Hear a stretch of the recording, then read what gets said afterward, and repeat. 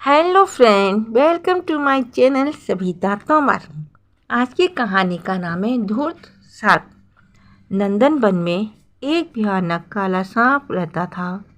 युवावस्था में उसने पूरे वन में आतंक मचा रखा था, किंतु काल चक्र के अनुसार अब भी पूरा हो चुका था। उसकी अवस्था दिन प्रतिदिन बिगड़ती गई, यहाँ तक कि अब दुर्बलता के कारण वे शिकार भी नहीं कर पाता था। ये सब होने पर भी वे बड़ा धूर्त और षड्यंत्रकारी था। कल ही उसने अपना पेट भरने के लिए एक नई योजना बनाई थी, जिस पर अमल करने के लिए वे अपनी बावी से बाहर निकलकर धीरे धीरे रेंगने लगा। अब उसके बाहर निकलने पर किसी प्रकार की कोई हलचल नहीं होती थी। जो जीव उसकी शक्ल देखकर डर जाते थे, अब तो उनसे मित्रता करके ही समय काटा जा सकता था। उसके बड़े बूढ़ों ने यही पाठ पढ़ाया था कि समय के साथ बदल जाना ही बुद्धिमानी है। यही कारण था कि सर्प ने अपने आप को पूरी तरह से बदल लिया था। आज जब ये अपने बिल से बाहर निकला तो सामने बैठे कुछ मेंढकों को स्वयं प्रणाम किया। अरे नागराज, आप तो हमारे पूज्य हैं, बड़े हैं। हमारा ही फर्ज है कि आपको प्रणाम करें। आप हमें प्रणाम करके क्यों पाप का भागी बनाते हैं? बेटे, जब बच्चे जवान हो जाते हैं तो उन्हें बराबरी का दर्जा दिया जाता है। अब तुम लोग बड़े हो गए हो, इसलिए हमारा तुम्हारा रिश्ता मित्रों वाला है। हमें कोई छोटा बड़ा नहीं है। नागराज, ये तो आपकी महानता कि आप हमें बराबरी का दर्जा दे रहे हैं। मेंढक सरदार ने कहा, बच्चों, ये मत भूलो कि संतानी बुढ़ापे का सहारा होती है। अब तो हम बूढ़े अपने खाने के लिए चिंतित हैं। सोचते हैं कि तुम्हारे जैसे कुछ जवान बेटे मिल जाएं तो कुछ चिंता कम हो। हम आपकी सेवा के लिए हर पल हाजिर हैं। कहिए, हम आपके किस काम आ सकते हैं? बेटे, यदि तुमने मेरा दुख पूछा ही है तो सुनो। पिछले जन्म में मैंने एक ब्राह्मण के बेटे को काटा था। वे अपने पिता के सामने तड़प तड़प कर मर गया तो ब्राह्मण ने मुझे ये श्राप दिया कि हे पापी, तूने मेरे बेटे को काट कर मार डाला। जा, अपने इस पाप के बदले तू अगले जन्म में बूढ़ा होकर मेंढकों को अपनी पीठ पे बैठाकर घुमाया करेगा, तभी तुझे बुढ़ापे में भोजन नसीब होगा। बेटा, अब तुम स्वयं ही सोचो कि मैं क्या करूं। अब मैं तो बिल्कुल बूढ़ा हो गया हूं। मेरे पेट भरने का साधन तो तभी बन पाएगा जब आप लोग मेरे इस श्राप का प्रायश्चित करवाओगे। नागराज, तुम चिंता मत करो, हम तुम्हारी सहायता करेंगे। हम ही एक दूसरे के काम ना आए तो कौन आएगा? मेंढक सरदार ने गर्व से सीना फुलाकर कहा। उसके लिए ये बड़े गर्व की बात थी कि सांप जैसा शक्तिशाली जीव उसका मित्र बनने का इच्छुक है। सांप अपने मन में बहुत खुश हुआ कि उसकी चाल सफल हो गई। अब ये भूखा नहीं मरेगा। दूसरी ओर मेंढकों ने अपने साथियों को ये खुशी की खबर सुनाई कि आज से हमारी बराती सांप के ऊपर बैठकर घुमा करेगी। कालिया सर्प में बारी बारी से अपनी पीठ पर बैठाकर जंगल की सैर कराएगा। ये सुनकर सभी मेंढक बहुत खुश हुए। सांप अपनी चाल को सफल होते देखकर खुश था तो सीधे साधे साफ दिल के मेंढक सांप पर सवारी करने की आशा में खुशी मना रहे थे। उन्हें क्या पता कि ये सर्प कितना धूर्त है। ये बूढ़ा जरूर है, परंतु धूर्तता में अभी भी इसका मस्तिष्क युवाओं जैसा है। मेंढक रात भर खुशियाँ मनाते रहे। सुबह हुई तो मेंढकों का सरदार अपने साथियों को लेकर सर्प के पास आ गया और बिल के बाहर खड़े होकर आवाज़ लगाई, नागराज, हम आ जाएं। आप भी आ जाइए ताकि आपके पाप का प्रायश्चित हो सके। नागराज अपने बिल से बाहर निकला और बोला, आओ मित्रों, तुम्हें नमस्कार करता हूँ। नागराज, हम सब भी आपको नमस्कार करते हैं। आशा करते हैं कि आपको अपना कल वाला वचन याद होगा। भैया, मैं नाग हूँ। नाग अपने वचन कभी नहीं भूलते। सरदार, आज पहले दिन तुम ही मेरी पीठ पर बैठो। आज मैं तुम्हें घुमाऊंगा। कल से तुम्हारी प्रजा का नंबर लगेगा। ठीक है नागराज, जो तुम्हें अच्छा लगे वही करो। हम तो तुम्हारी खुशी में ही खुश हैं। सरदार, क्या वास्तव में ही तुम मेरी खुशी का ख्याल रखोगे? हाँ नागराज, समय आने पर आप मेरी परीक्षा लेकर भी देख लेना।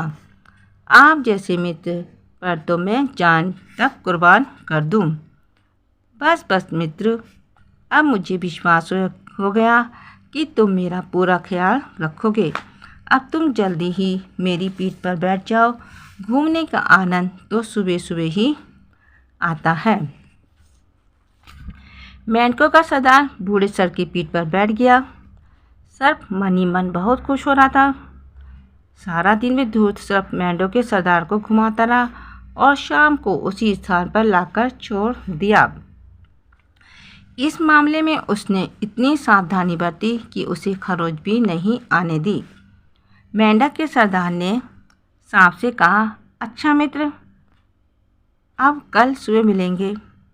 ठीक है मित्र, जैसी तुम्हारी इच्छा, मगर एक बात तो मेरी समझ में नहीं आई। क्या? यही कि तुम दिन भर मेरी पीठ पर बैठे घूमते रहे, परंतु तुमने ये तो पूछा ही नहीं कि मैंने खाना भी खाया है कि नहीं। ओह, क्षमा करना नागराज, मुझसे बड़ी भूल हुई। मैं वास्तव में आपके सामने लज्जित हूँ।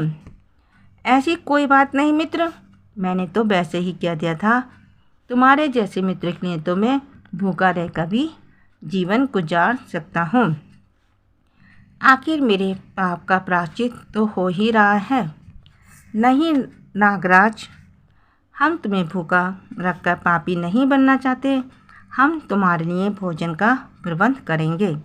कल से हम अपने आप छोटे मोटे मेंढक हर रोज़ तुम्हारे भोजन के लिए भेज दिया करेंगे।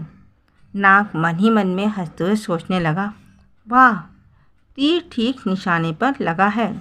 अब सारी चिंता दूर हो गई। किसी छोटे जीव को थोड़ा सा मान दे दो तो वे जान तक देने को तैयार हो जाता है। दूसरे दिन सुबह ही सांप के लिए भोजन आ गया। सांप ने इस प्रकार आनंद से कभी भी घर बैठकर भोजन नहीं खाया था, जितने आनंद से बूढ़ा होने पर आज उसे मिला था। घर बैठे भोजन मिले, इससे अच्छी बात और क्या होगी। भोजन के पश्चात सर्प ने कुछ मेंढकों को उनके सरदार के साथ पीठ पर बैठाया और दूर तक घुमाने ले गया। रास्ते में उसका पुराना मित्र एक दूसरा सांप मिला तो उसकी पीठ पर बैठे मेंढकों को देखकर हंसकर बोला, क्यों भैया, ये क्या नाटक है? सांप की पीठ पर मेंढक। हाँ दोस्त, समय समय की बात है। इंसानों में एक कहावत बड़ी मशहूर है कि समय आने पर लोग गधे को भी बाप बना लेते हैं। बहुत खूब, लगता है कोई लंबा खेल खेल रहे हो। हाँ, पापी पेट का सवाल है भाई। बुढ़ापे में जब सब साथ छोड़कर भाग जाते हैं तो अपनी बुद्धि तथा अपने अनुभवी काम आते हैं। दोनों सांप एक दूसरे से बातें करते रहे। सर्प बड़े मज़े से चलता रहा। सुबह से शाम हो गई, तब वे वापस अपने बिल के पास आया तो मेंढक सरदार बड़े ठाठ से सर्प की पीठ से उतरा। उसी समय उसने तालाब में से कुछ छोटे मोटे मेंढक नागराज के भोजन को बुला दिए। सर्प ने बड़े आनंद से भोजन किया, फिर अपने मित्र से उधर उधर की बातें करता रहा। मेंढक सरदार सांप से दोस्ती करके बहुत खुश था। फिर सर्प की सवारी का तो आनंद ही अलग था। जो कोई भी जंतु उसे सर्प की पीठ पर बैठे देखता था वही हैरान होता। के मुंह से यही शब्द निकलते, तुम बड़े भाग्यशाली हो सरदार जो सांप पर सवारी करते हो। जो सदा से हमारी बरादरी का शत्रु रहा है उसे ही आपने अपनी बुद्धि से अपना दास बना लिया। अरे भाई, ये सब राजनीति की चालें हैं। यदि सभी ऐसी चालें चले तो हम में और साधारण मेंढक में फ़र्क क्या रहा। सरदार गर्व से कहता। समय बीत रहा था। नागराज अपना बुढ़ापे बड़े मज़े से काट रहा था। अब उसे किसी प्रकार की चिंता नहीं थी। धीरे धीरे उस सांप ने पास के तालाब के सारे मेंढक खा लिए। अब केवल सरदार ही बाकी बचा था। एक दिन सुबह सरदार उसके पास घूमने जाने के लिए आया तो सर्प ने सबसे पहले उससे यही पूछा, मेरा भोजन कहाँ है। नागराज, मुझे बड़े दुख के साथ कहना पड़ रहा है कि मेरी सारी प्रजा समाप्त हो गई है।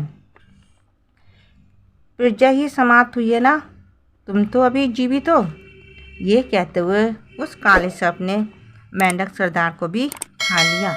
प्लीज़ मेरी कहानी को लाइक कीजिए, शेयर कीजिए, सब्सक्राइब कीजिए, कमेंट कीजिए। Thank you.